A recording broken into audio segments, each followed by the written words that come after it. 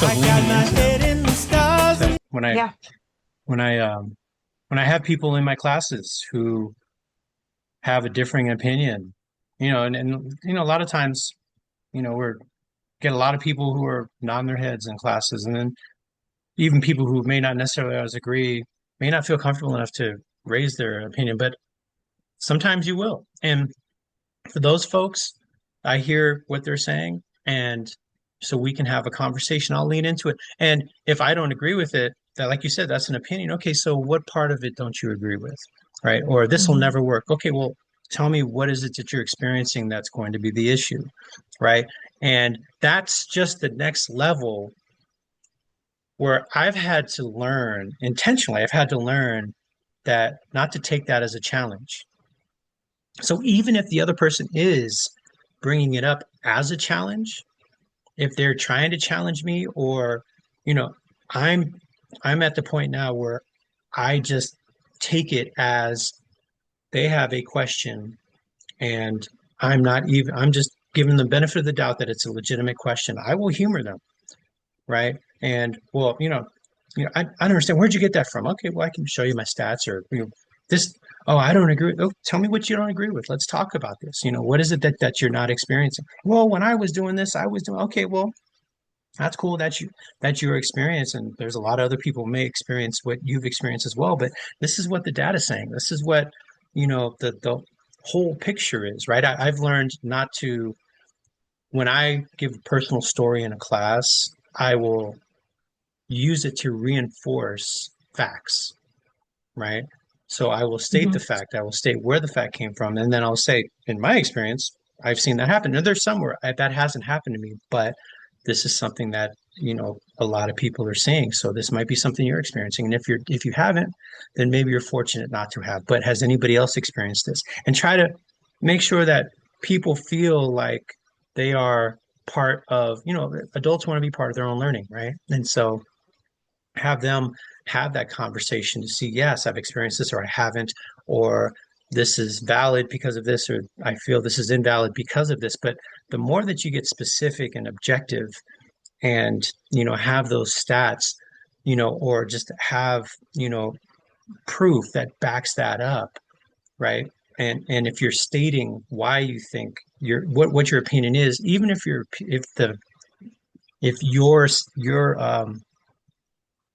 group of facts are different and maybe not necessarily as factual, at least I know where your dissent is coming from, so we can have that conversation.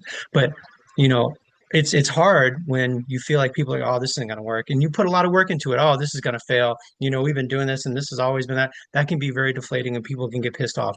And especially if you put a lot of work into it, and you've seen it work, and you have the data that shows you that this will work, and that you're pretty sure it will work, that feels like a challenge to your hard work, to your dedication, to your knowledge base, to your Right. expertise. And it's, even if it is, treat it like it isn't, right? Use your hard work, your data, your expertise to be able to have that conversation.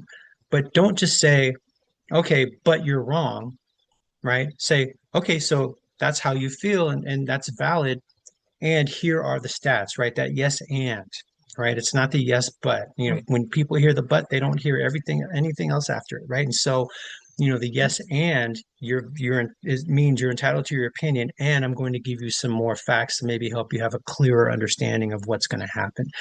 And I think I've just done it enough now where that is where I come from in those situations, which is an intentional thing that I've used enough. But I'm at heart, I want everyone to agree, and I want us all to get along, but I know that's not going to happen.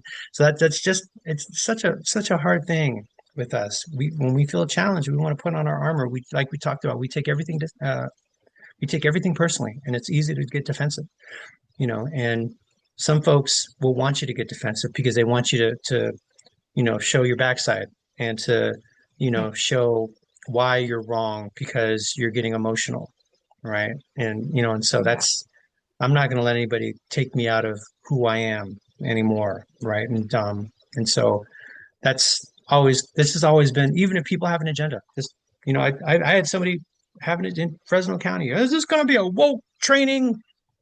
And I said, well, can you give me I'm curious, can you give me a definition of woke? Well, does this class have an agenda?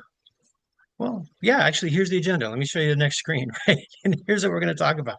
We're going to talk about this. We're going to talk, and everything that we're going to talk about is based in stats and data and archival information and historical information that's rooted, that's been, you know, corroborated, and that come from, some of the most trustworthy, what used to be some of the most trustworthy government data centers that we have, and so, if you refute it, hey, that's definitely going to be in your opinion, unless you have some other stats that are going to, you know, um, prove me wrong. But my definition of woke is that you're just aware of things that maybe you weren't before. And so, if this class helps you to be aware of things a little more than you were before, well, then yeah, I guess maybe to my definition, that's woke, right? And so he he didn't bring that up the rest of the class. And at the end of the class, he was one of the people who said, thank you. How everyone doesn't talk during the class, but in the chat, they'll put thank you. Hey, Carl, I learned a lot. Yeah. I was like, okay, cool. Right. So, those, you just have to recognize sometimes have, people are going to refute things and they're going to be resistant to things. And sometimes that resistance is just, you're asking me to change. I know this. I mean, you saw how many clients did you have in your life, Tiff, who had the lowest amount of quality of life there was, but were happy with it because you're asking them to do something that they've never done before and they're scared. So, hey, look, I know this is supposed to be better for me and my kids, but I know this. I can predict what's going to happen here. So I'm just going to hang back. Right. And Hmm. that's a tough place for people to have, to be, and to be able to allow them to feel that. Okay, well, I understand it's hard. And when you're ready, we're here. Right. And is Yeah. there anything I can do to maybe allay some of your fears now so that we don't have to go through this whole process again? Right? It's not easy. Yeah. Yeah. So I have a little chart for you. Okay. If you will give me permission to share, I want to show you something that kind of helps deal with this resistance. Um, No, I am sharing God. All right. I got it. All right. So here it is. And this chart, I don't know if the person who created it actually wants some credit for it, but I'll keep it to myself until I get permission. But a very smart person in a county far, far away put this into this format for me as we talked about these questions because they were talking about, how do we manage this resistance to change? How do we, especially once the decision's been made and we can't exit out of it. Like how do we have those conversations? So um, he put this into this flow chart visually, which I thought was really helpful. But the first question I like to ask is this something you can opt out of? Right. So a lot of change, maybe we're a little bit resistant to it, but if we can't say no, we're going to have to make it work whether we love it or not. I might like our old system, but if we're moving to the new system, I don't get to keep, I can't say, well, you all have fun with that new system. I'm going to keep this old one over here. So even if we don't love the change, the question we have is, can I opt out of it? Some changes you can say no to, but a lot of the ones, especially in the workplace, they're going to happen whether you love it or not. So I can opt out. So if you can't opt out and the answer is no, then the next question is it illegal or immoral? Right? Is someone asking you to do something that's against the law? Is it going to cause harm to others? This might be an opportunity to, again, to share feedback. Like, I understand this process. However, it's going to exclude this population, or it's going to make it harder for this group of people to access their services, or it's going to alienate this. Is it illegal or immoral? Is it causing harm? These are the questions we have to ask because, again, sometimes we may I choose to believe, for the most part, that many of the people in charge are not trying to cause harm, although my views on that might be changing with this administration. But I'm going to say, historically speaking, most of the people in this line of work are not trying to cause harm. Most CEOs of companies are not trying to make the company go under. But again, if you don't have the right perspective, or again, your vantage point is limited, you may not realize some of your choices could have unintended consequences. So that's where, again, we have an opportunity to speak out. If it's immoral or illegal, we can bring that up. Like working on your breaks and lunches, that's illegal. We're not doing that. All right. So the next, if it's not illegal and it's not immoral, then the next question that comes naturally is, well, what's the real challenge? This is again the opportunity to bring up your genuine concerns. So I don't feel like there's enough time allocated for this. I feel like it's going to ruin the, you know, outcome that we're hoping for. It's going to make things more challenging for people. We're adding another hoop to jump through. Whatever it is, like what's the real challenge for you? And this is a good question because sometimes the real challenge is that they're just pissed off that nobody ever asked them. Yeah. I wasn't part of the process. I'm just now hearing about it. The real challenge is I haven't had time to wrap my head around it. The challenge is you're telling me to do it and I don't like you. The challenge might be, whatever it is, it's a good way to kind of check, well, what is the real challenge? And if we can identify the challenge, we can find a solution, which is what the next one is. How are you going to adopt to this new change? Okay, so we've already determined you can't opt out of it. You don't love it, which we hear, but you can't say no.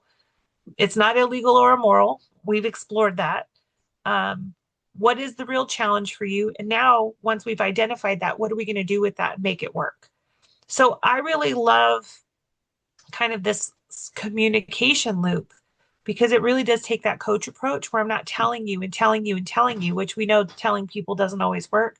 I can give you awareness about it. I can check in with your desire, give you the whys. I can impart knowledge to you. We can do all of that.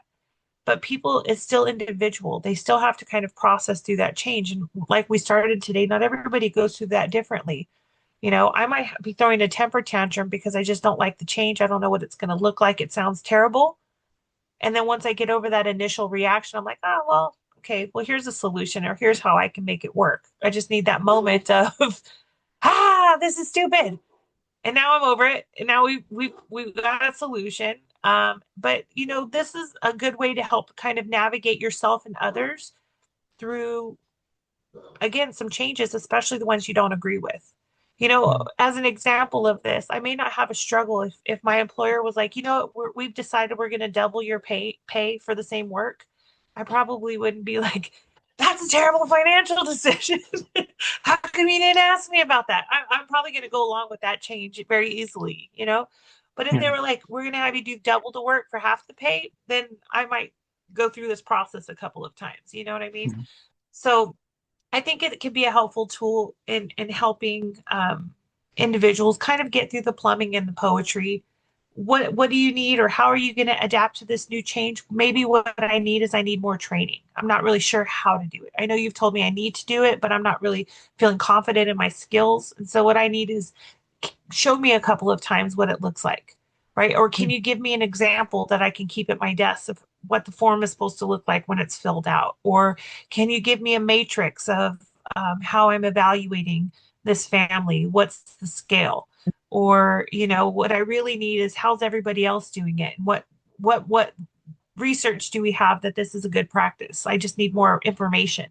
Or Yeah. why are we doing this anyways? What's the whole point? That might be what I need to wrap my head around it. And so if we can accommodate ourselves and others and understand we don't all process it the same way, that could be really helpful.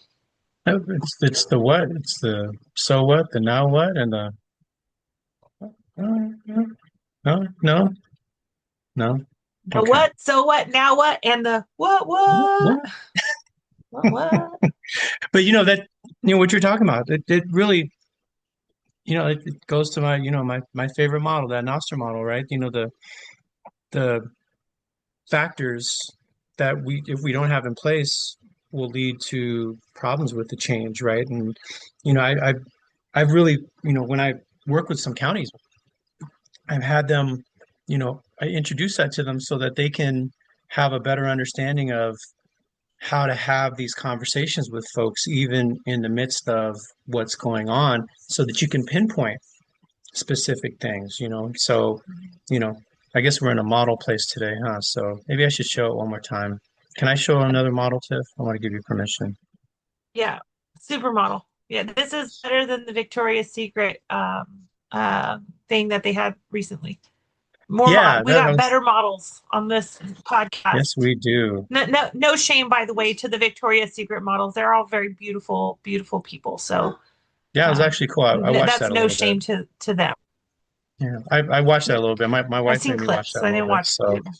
yeah, yeah. So this is Noster here, right? And like we've talked about, there's what he identified is just those six different areas that we need to be able to have success with change. And when I they're all I all see in is a black place, screen. By the way, hold oh on, no, hold on. There's a black screen there. We can't see it. hold on, let Try me again. Take two. take two. And nope. Mm-mm. So what Noster talked about is there's those six different areas where that have to be addressed for successful change, right? And I'm going to try it one more time, and I'm just going to talk to it otherwise. But come on, sucker, why are you not liking me today? But so what Noster said was, you have to have vision. You have to let people know what the goal is, right? It's similar to ADKAR in that way, right? What's the goal? Why are we changing? What Hmm. is necessary? What's going to be the stated benefit of that change? And then the skills, right? That you have to be able to acquire to be able to make that change a reality, right? So, how are we making this happen? So are we training you properly? Are we, making sure that you have a chance to think about how this is going to happen? Not just training, but are you applying it? Are we giving you a chance to practice this and to maybe not always do it perfectly, right? To make mistakes, right? And a lot of with onboarding or whatever else it is people do, system change before it's rolled out, right? Incentives. Are we told why?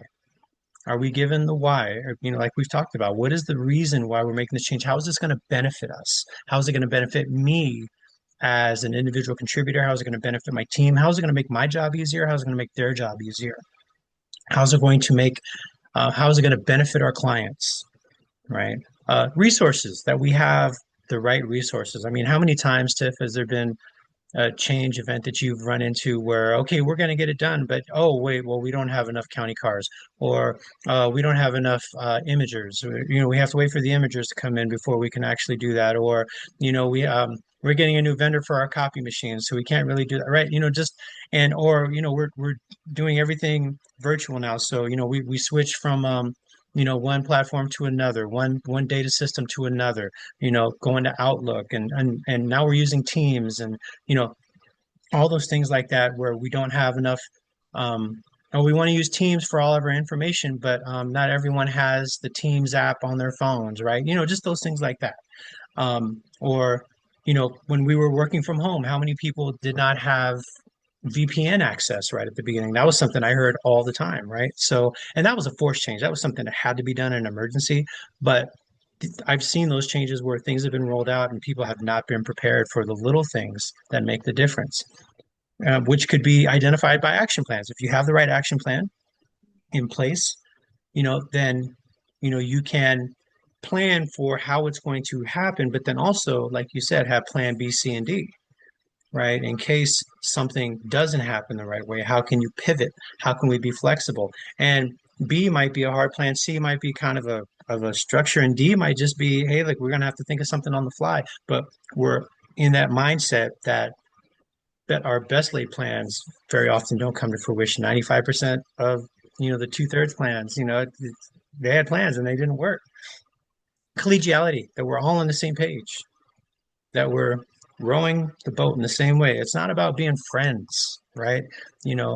But do we all understand the mission, like you mentioned, right? The organizational values, how it helps us to get through, our understanding of what we need to do as an organization to be able to be sustainable, to thrive, and to benefit the folks that we work for and the folks that we work with. When all those things are in place, we have success, right? More often than not. But then if you're missing one of these, you're going to have issues. So if you're missing vision, if we don't know where we're going or what success looks like, it's going to be confusing.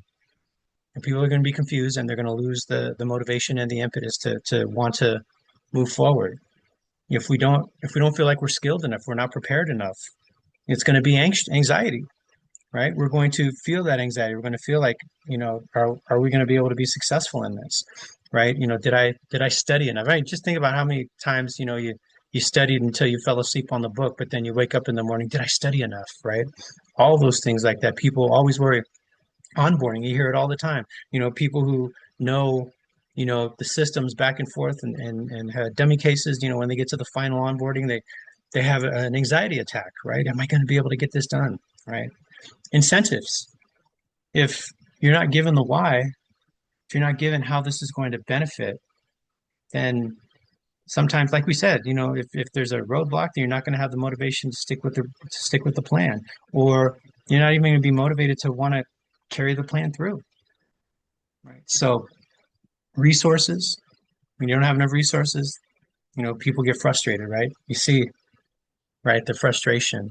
Oh, we don't have enough of this. We don't have enough of that. And why did these people have more of this? And why did that district get more of these? And it's always just something that when frustration sets in, it grinds change to a halt. When we don't have action plans, we have false starts, which is completely deflating. Always going back to the drawing board, always going back to the beginning, starting a new plan. People start losing trust in the plan and also the plan maker. And collegiality, when we're not pulling on the same rope in the same direction, when we're not rowing that boat in the same direction, we get isolated and silos start getting reinforced, where people are protecting their knowledge and their resources. And so, just one of those six can cause issues that can be damaging to change. And so, I've had leaders, I train them. I seem to train your staff to have this conversation, right? What is it that you're experiencing? How are you feeling? Well, I don't know. I don't know. I'm not quite sure. Okay, so where are you feeling? How are you feeling about, the vision or skills? Do you feel like we're trained enough? Do you want me to explain why we're doing this more? Tell me what you're experiencing, and let them point to one of these things that's on the page rather than, well, I just think it's not going to work. Okay, well, tell me, is if one of these areas here, is that the reason? Or, let me know. So that invites them to be able to vent or state how they feel, which, is a component of psychological safety, right? When we lean into it and say, talk to me about what you're experiencing. Here's six different things. Let me walk you through them. How are you feeling about these? Is it something else even? Right? That means this person's actually taking the time to hear me rather than, yeah, we all got problems. Just go back to work and don't take a break this time. Right? So, Mhm. and not everyone uses the same language. Some people might be anxious because they don't know what the end goal is, or they might be frustrated because you didn't tell me why we're doing this. We're just changing for change's sake, but just recognize that those emotions will set in when one of those areas are missing. Yeah. I love that tool very much so. And I love it as both like a planning tool, but I also love it as a diagnostic tool. And so when I'm thinking even about writing an email or communicating policy or even developing new policy, I bust this chart out all the time, and use it as again my communication plan, but also um, making sure I have all of this stuff in line because again, I want success. I don't want people to be confused or anxious or resistant. I know it's going to happen, but how do we do our best to really kind of communicate what we know? And I think that the challenge here's the big challenge for me for thinking from again the leadership perspective is that there's so much planning that oftentimes goes into change. Like we're hearing about it for months in advance, right? This is part of like that those strategic skills. So I may know in the next 2 years this is where we're headed or what we're doing. And then I'm going to the meetings and hearing about the progress and hearing about the timelines and hearing about the changes and what we're talking about at a high level. And then so when it goes to communicating that to the people who are going to implement it, I think sometimes we take for granted that they have the same access to information as we do. And that's a fatal flaw, I think, in our change management, because maybe I'm clear on what the vision is, but am I articulating that and helping people buy into what that vision is, or at least making sure that they understand? And this is where looking at this chart, I think a whole lot of energy is put into the plumbing, but it's not necessarily put into the poetry. And that's kind of a funny thing because it's about half and half. The vision, the incentives, the collegiality, for me, those speak to the poetry of it all. So what is the end goal? What are we trying to accomplish? In human services, for me, it's easy to identify because it should always be about helping people. So we have this new program. This is so that we can, again, provide services to elderly and disabled population that hasn't been served. What are the incentives? It's going to make it easier for people to, not have to make tough decisions between do they get a hot meal or do they buy medications. It's going to improve our customer service. It's going to improve people's quality of life. It's going to make your job easier. Collegiality, hey, we're all in this together. Maybe we have different roles and responsibilities, but we're all trying to make the world a better place. And so here's what you can do to help make this successful. Here's what I can do to help make this successful. And we're moving in the same direction. We're working with each other, not against each other, right? Those to me are the poetry. I know every change management I've been through, there's always a skill. Here's some training. Here's your new process. Here's your new flow chart. Here's some resources. Here's a job aid, and here's the plan. That's just part of the equation. And sometimes, by the way, those are even inadequate because they're not taking into consideration the unknown. So we all prioritize tasks and relationships different. And this is, again, I keep using the phrase the plumbing and the poetry because it's very, very new to me because I've been reading the book. Um, this is where I think we have a real opportunity to make sure that we're being comprehensive in the way that we communicate and approach change, and not take out the human component of it. Because again, we don't get to opt out a lot of times. We don't get to say no, but that doesn't mean that I can't secretly, quietly opt out. I can't secretly decide I'm going to keep it the old way as long as I can before someone calls me on it and then say, oh, understand that was what we were supposed to do. I must have missed that in the training that I got 6 months ago that, I went through but didn't really wasn't able to apply or fully understand. Or I didn't realize that was my job. That wasn't clear in the action plan because it said that we should do it. It didn't say it was required to do it. So let's get hung up on the semantics. Yeah. Um, and I'll be honest with you, like I always think the starting point has to be the vision.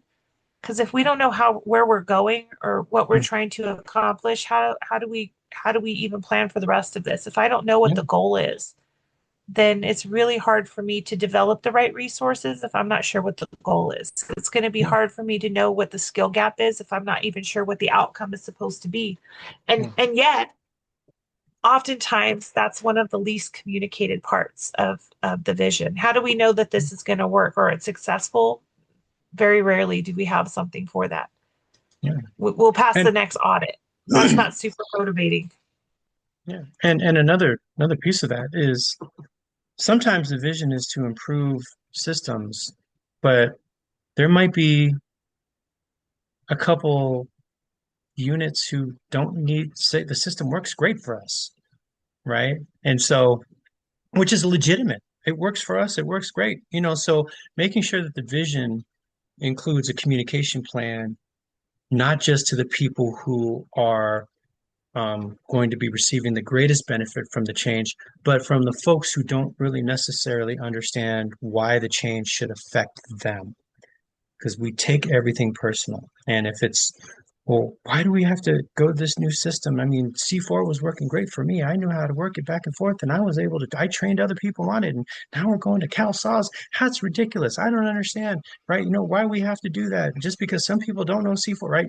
It's all opinion, all conjecture, right? This works for me, as opposed to, well, if we go through this, this will make sure that all of our systems are talking and communicating effectively in the state, which makes it easier for all of our end users and easier for us to access people when we need to access people from out of state. Even if you never talk to anybody else from a different county, this is going to help your partners in the next building who interact with um, different counties all the time, right?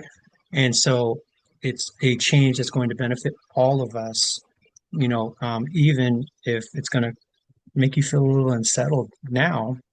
This is how it's going to help us as an organization. So just to be able to it's not just, well, yeah, they're having problems, so this is going to fix this. Well, I don't need to fix. Yeah, I know, but we're going to do it anyway. That's not Mhm. motivating. That's not supportive. That's not doesn't build collegiality, right?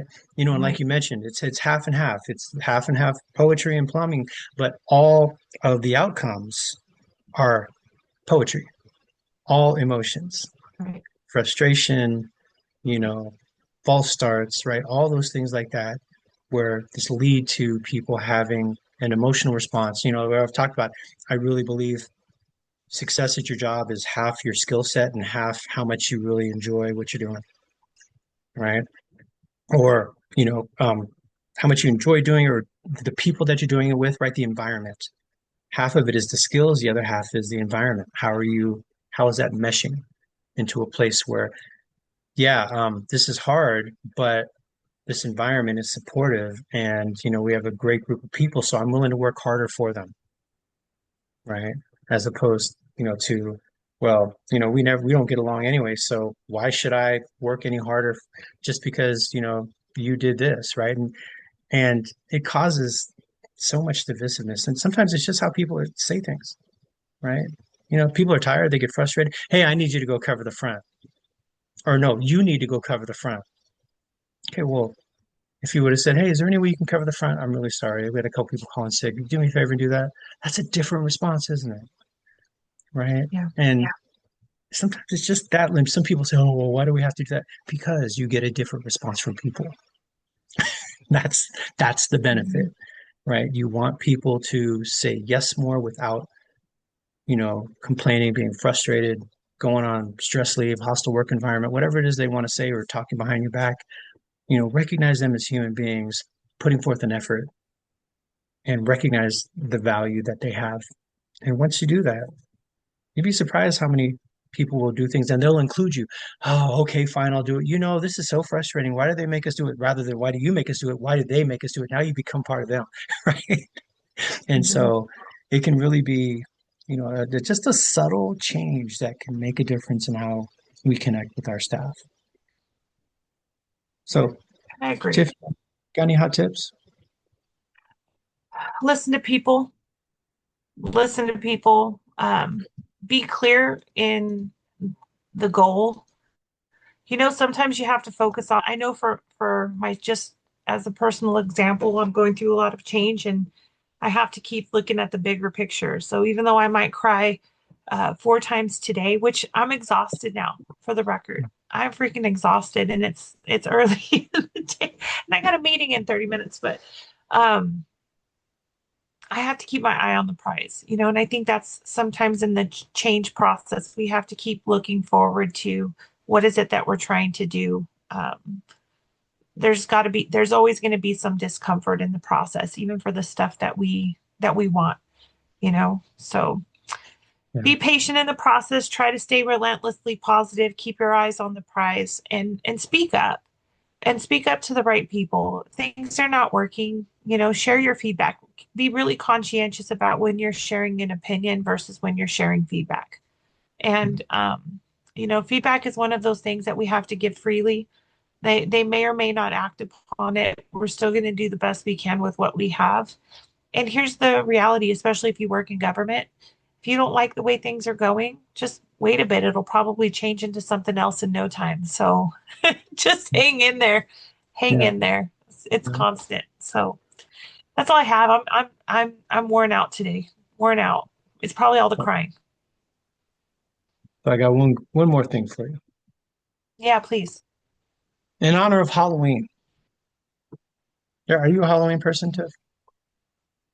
Historically, I have been, but my life has Yeah. been chaos the last few years. I haven't really done much for it, but I live Halloween all Okay. year long. Remember, my house is Day of Yeah. the Dead all year long. Yeah. Okay. So, in honor of Halloween, do you give out candy? No, No. I'm never home. I'm never home. Okay. I'm literally I haven't been home for Halloween and I don't know how many years. So the answer is no. I Okay. don't give out candy. I'm not here. I don't decorate. Okay. I just sold all my Halloween decorations at the yard sale. Because I'm just never in one place long enough to be able to decorate or to give out. If I was home, I would absolutely give out candy. I'd probably even give out full size candy bars. I'd give So, out the good stuff for sure. here's the question then. What are your top five Halloween candies? Mm. I like I like the fun Snickers. I like fun size Milky Ways.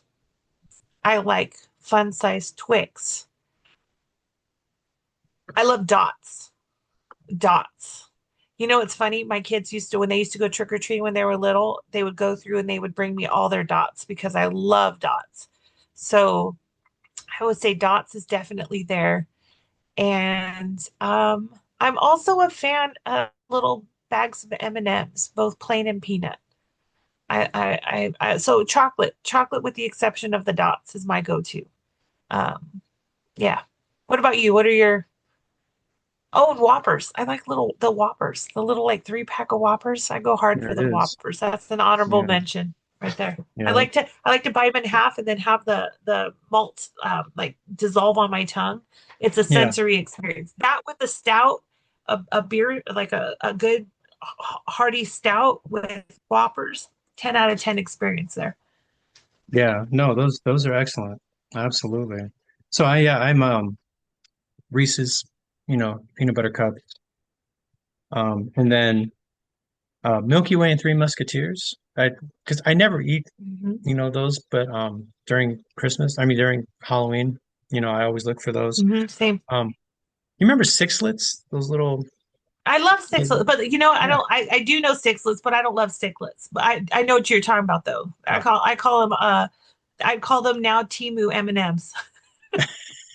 Well, just so you know, they have a candy store in the city at Fisherman's Wharf, and you can get Timu M&Ms, Oh, and nice. the whole container for like I think it was like $25. So I've just been not just enjoying them because Yeah. I used to enjoy them a lot when I was a kid, but I haven't had any in a long time. And then Yeah. and 100 gram bars. I never get them, but at I love them. Halloween, the fun size, they're Yeah. fantastic. I enjoyed You those know, too. Yep. yeah. Those are also And really then good. Whoppers are, you know, definitely honorable mention. Dots get stuck on my teeth. I can't stand them. They pull out my Same. fillings. I love them. Give them all to me. I'll eat them all. All right. I will eat Well, them that's all. our I top love five, dots. everyone. That's our top five. So Yeah. you can for appreciation for Tiff when you see her in your county, bring her some dots, and I go hard on them. she'll give you an extra 15 minutes at lunch. So all right, and until you see us again in the county That's near a you lie. or next episode, I'm Carl, Yeah. I'm Tiff. and Keep it real keep it spooky. real, keep it real, Whopper. Keep it real spooky. Exactly.